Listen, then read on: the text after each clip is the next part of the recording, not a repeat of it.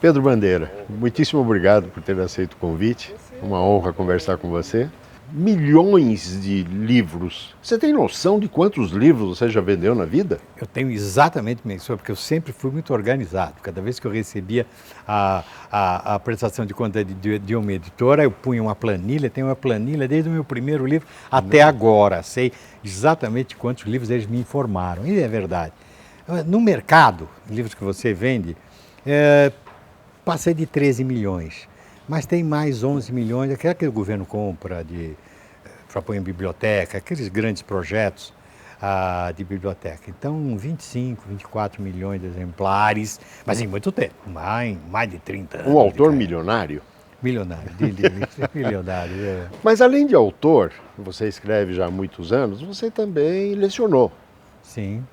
Você foi professor universitário, se não me falha a memória. Eu fui professor de literatura portuguesa e brasileira no ensino médio, que na época chamava colegial e em cursinho. Mas eu era um mau professor, viu, Xará? Muito mau professor. Eu gostava mais de literatura do que do aluno. Eu aprendi que um professor, não importa a matéria que ele está dando, o material que importa a ele é o aluno. Tá?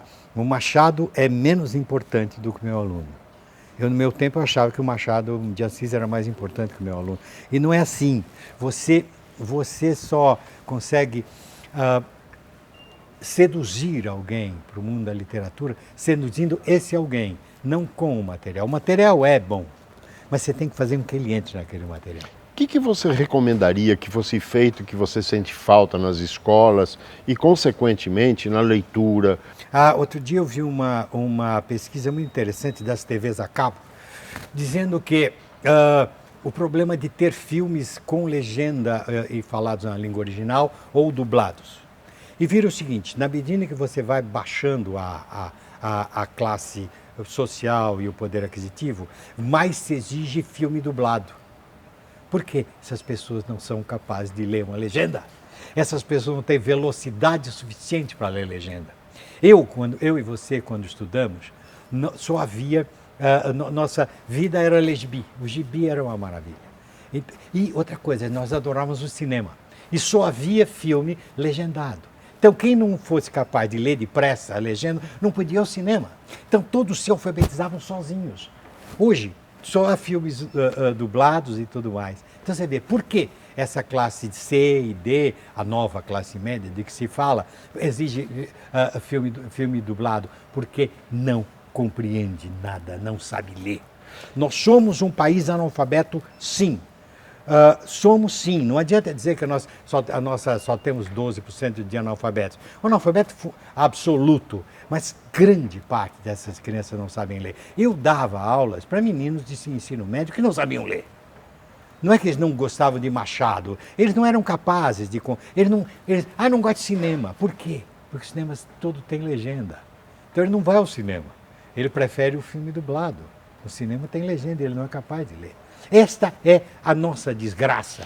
Você está me dizendo que os professores são esses filmes, aspas, que os alunos estão vendo? Que os professores não sabem, estão mal preparados, mal formados? Eu leio isso com frequência, os professores reclamando isso. Então, esses filmes que você citou, talvez sejam os professores despreparados, não treinados, não educados adequadamente? Nós ousamos dizer que a solução de tudo está na escola. Pedro, não é verdade. A educação não é um problema da escola. Educação é um problema da família. O menino que foi posto no colo, mamãe cantou um lullaby, um acalanto, e ele já ouviu uma poesiazinha, uma musicazinha. Maiorzinho, papai pegou um livrinho, mostrou a figurinha e disse, olha o elefantinho aqui. Quando ele chegar na escola, vai ser um aluno fácil de ser tratado. Mas nossas crianças chegam virgens de família, virgens de cultura de berço. na escola e a professora tem que resolver tudo, impossível. Nenhuma professora, por mais carinhosa que seja, consegue botar 40 crianças no colo ao mesmo tempo. Isso é tarefa da escola. Não é tarefa da escola, é tarefa da família. O problema é a nossa família, que é muito mal formada. No entanto, essas professoras, alguma coisa estão fazendo por essas crianças. Essas crianças vão formar famílias melhores que foram sua família original. E aí talvez essas crianças ao ficarem adultas, vão botar o filho no colo, vão contar uma história, vão comprar um livrinho, vão folhear livrinhos para a criança e para o filho dela, e o filho dela vai ser diferente. Então, graças a essa professora mal formada, mal paga, ela está formando uma futura geração melhor do que a atual. Minoritária, totalmente. Não são poucas, né? Que têm Não capacidade. são tão poucas, você são sabe, muitas. Eu tenho a chance, Xará, de ter muitos... eu estou de livros há muito tempo na rua, então eu tenho leitores adultos, já professores e publicitários, jornalistas. Muito bacana encontrar, eu vejo jornalistas que falam, já li teu livro quando eu estava na escola. As professoras que me adotam foram minhas leitoras. Tá? Então, elas estão formando, elas são mais. Essa ponta vai crescendo, está crescendo. Hoje se lê muito mais do que jamais se leu no meu tempo. Eu me lembro outro dia, eu estava falando há uns anos atrás com a minha querida amiga Marisela Jolo, tua amiga também, e falei para ela assim, pois é, Marisela, no nosso tempo, nós fomos colegas de escola, todo mundo lia, ela falou, nós quem, cara pálida? Aquele grupinho de 4, 5 da classe, os outros não liam. Não liam, hoje é muito mais. Muito mais. Veja, como é que um sujeito como eu vendeu 30 milhões de exemplares? E olha, e não são 30 milhões de leitores, não, amigo. Porque eu vejo assim, outro dia saiu a relação do sebo, dos mais vendidos na estante virtual. Eu estou entre 10 velhos de Machado de Assis, a Luiz de Azevedo, Saint-Exupéry, lá Pedro Bandeira. Por quê? Quer dizer, você vende um livro na cultura, esse livrinho, depois o menino tal passa para o sebo e vai ser revendido e revendido e revendido. Não devemos fazer nada contra, é assim mesmo. Você comprou o livro no sebo. Você comprou o livro no sebo quando era menino? Sim, claro que comprou. Você emprestou, você tomou emprestado. Claro. É assim, é um objeto. O livro é um objeto social. Ele tem que circular. E é bom que circule. O que é a biblioteca? É um livro que está ali para até ficar velhinho de tanto ser lido. Então eu devo ter tido muito mais do que 30. Se eu tive 30 milhões de leitores, isso é ruim? Será que se 2 por livro eu tive 60 milhões de leitores? Será que eu tive 60 milhões de pessoas que leram meu livro? Temos 200 milhões de habitantes. Peraí, o Brasil não vai tão mal. Nós vamos fazer um rápido intervalo e voltamos já já. Ai, que livro grosso, não tem o mais fininho. Digo, meu filho, ler não é chato. Chato é ser burro.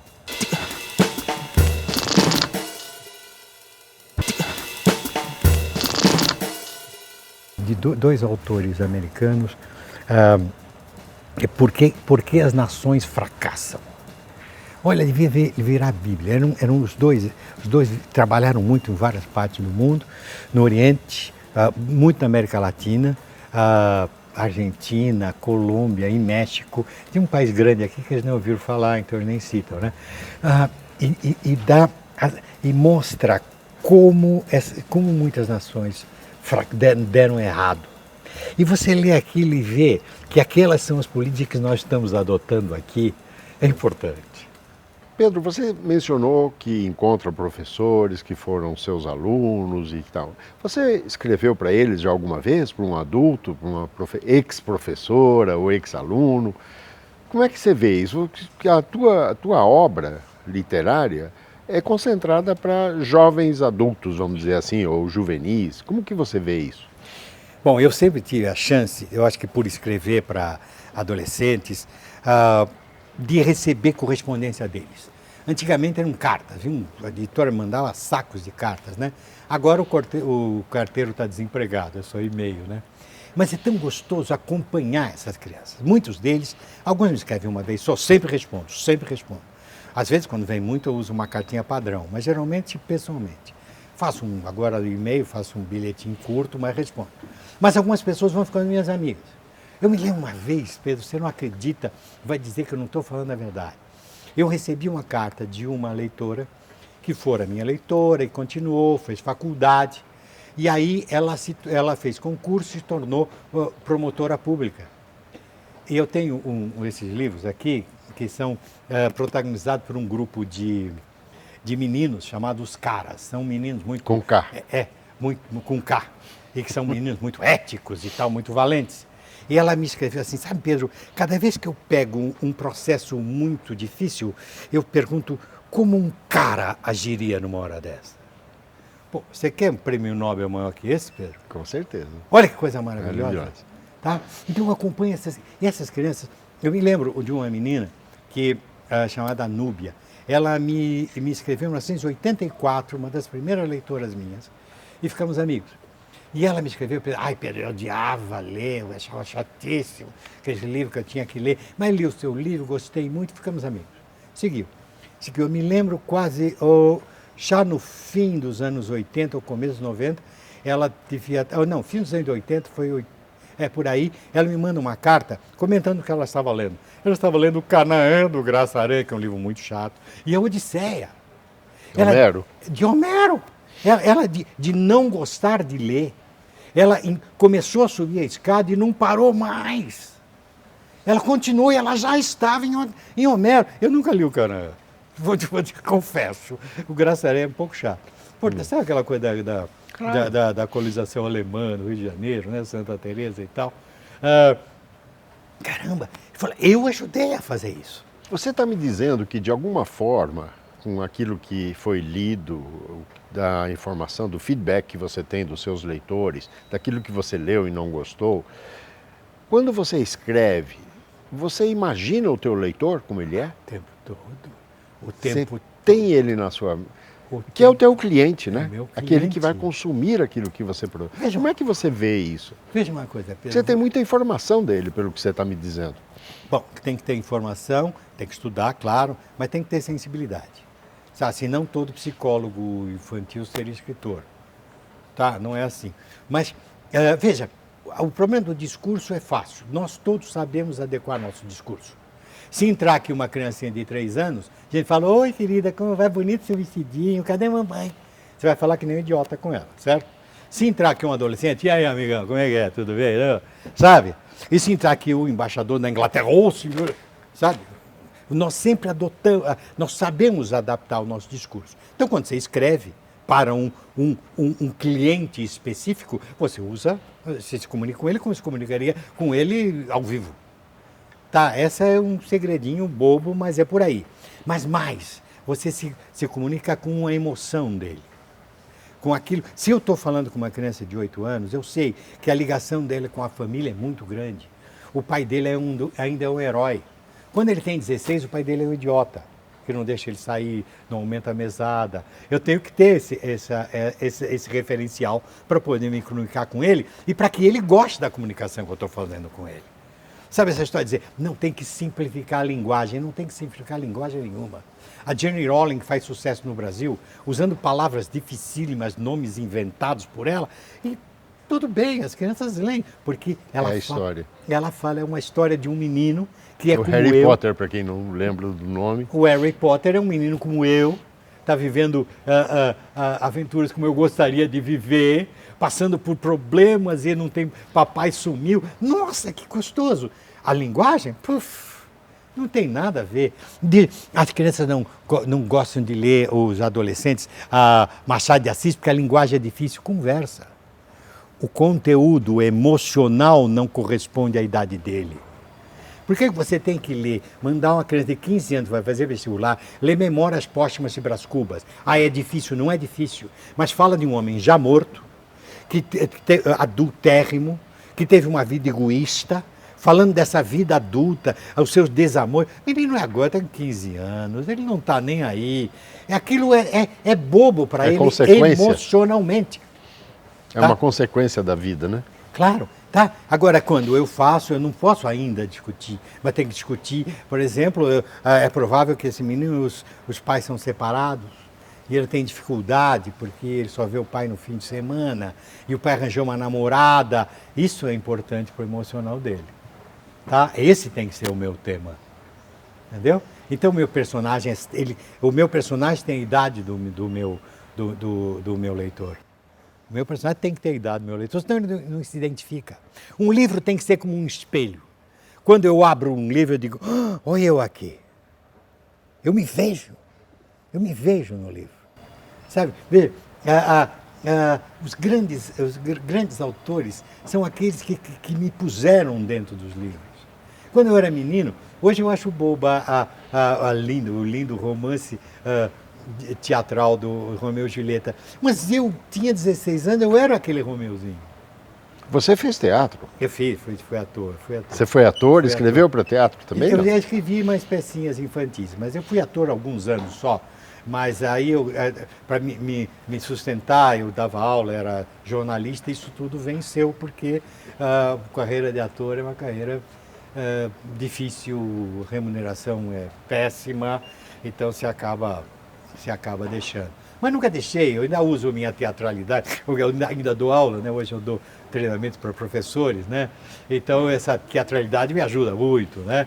Eu tenho que fazer aquelas professoras se entusiasmarem pelo que fazem, porque não é o salário delas que as motiva, é a profissão delas que tem que motivá-las. Se ela não acreditar naquela profissão com força, ela vai abandonar, porque o que é que está do outro lado? Um salário baixo, a dificuldade, a motivação está faltando, né? Crianças que entram desmotivadas em casa, porque as famílias dela não as motivam, elas usam a escola como um depósito para a criança não ficar enchendo o saco em casa.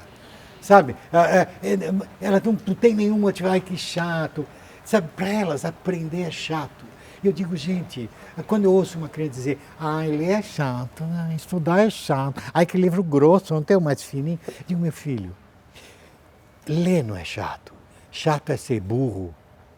Ele tem que saber disso. Ler, aprender, compreender o que acontece é maravilhoso, é delicioso. Sabe, por exemplo, eu não tenho medo da morte. Eu tenho medo do momento que eu vou ter que parar de aprender, Pedro. Pedro, nós vamos fazer mais um rápido intervalo e voltamos já já. Não haveria cinema se não houvesse livro, não haveria rádio se não houvesse livro, não haveria televisão se não houvesse livro. O livro é o começo de tudo. O livro é o útero da humanidade.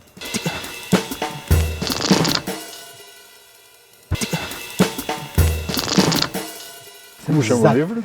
Por que as nações fracassam? Por que as nações fracassam? Ele mostra, tem uma foto de satélite sensacional, que pega a Coreia do Sul, a Coreia do Norte e a China, à noite.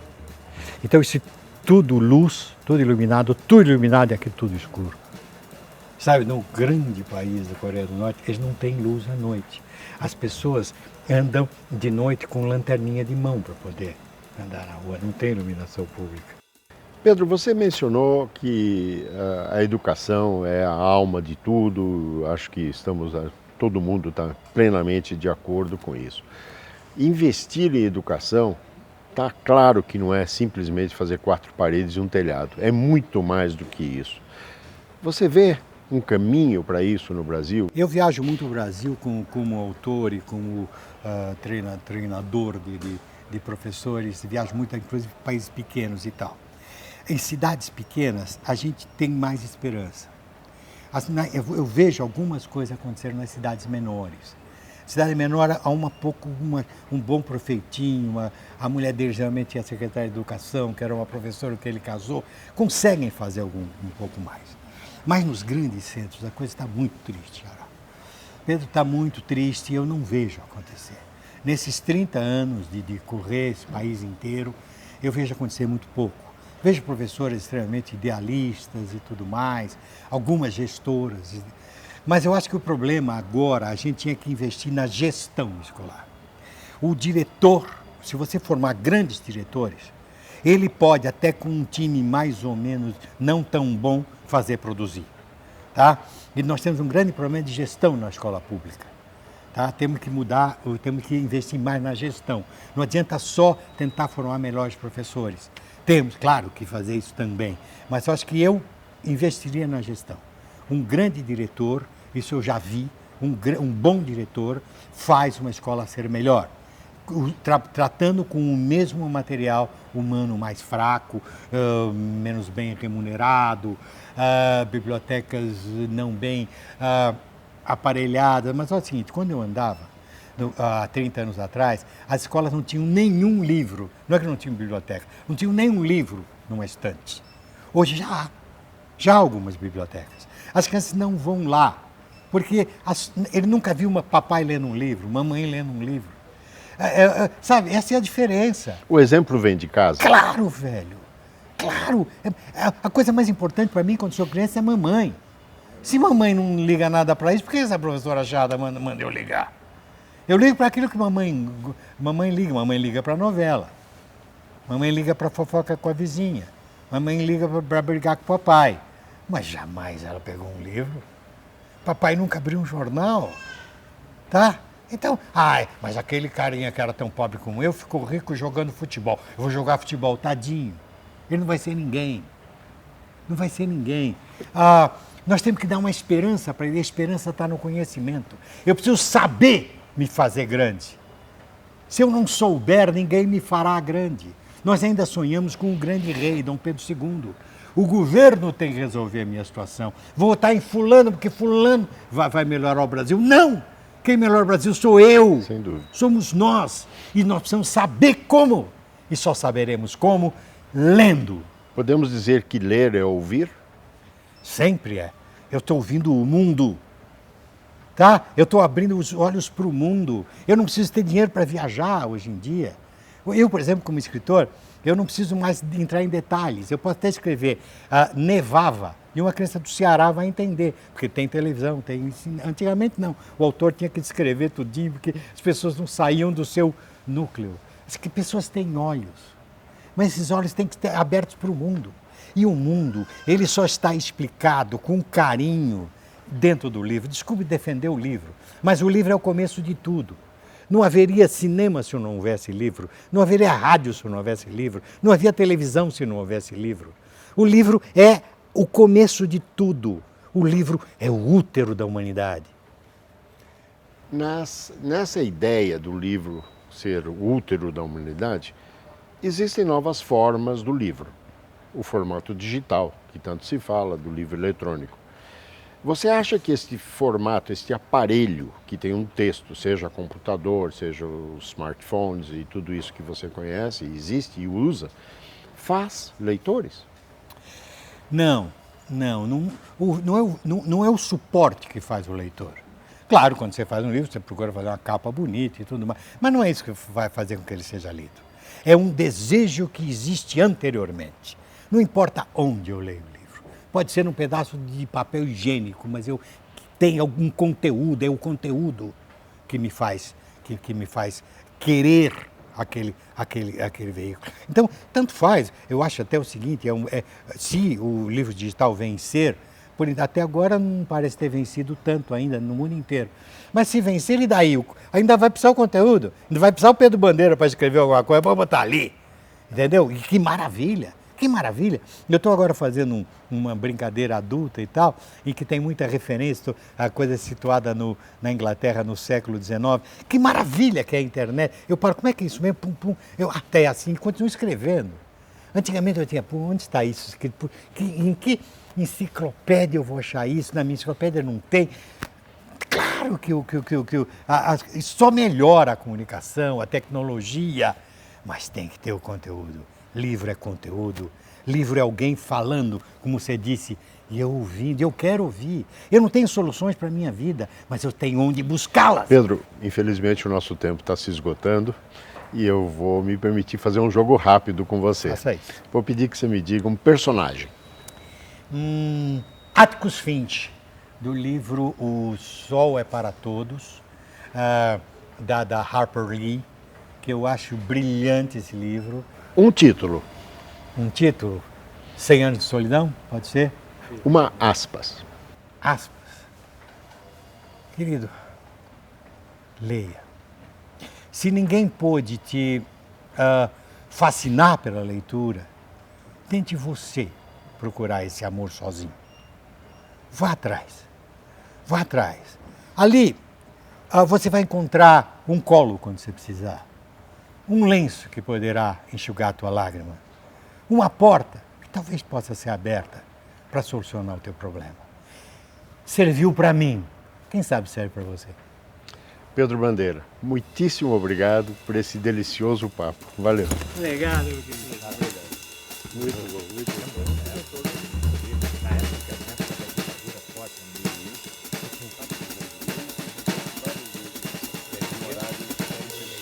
talvez o português também entre, né? Talvez não seja. Porque nos idos tempos, Tá bom, bastante. sim, são, As pessoas andam de noite com lanterninha de mão.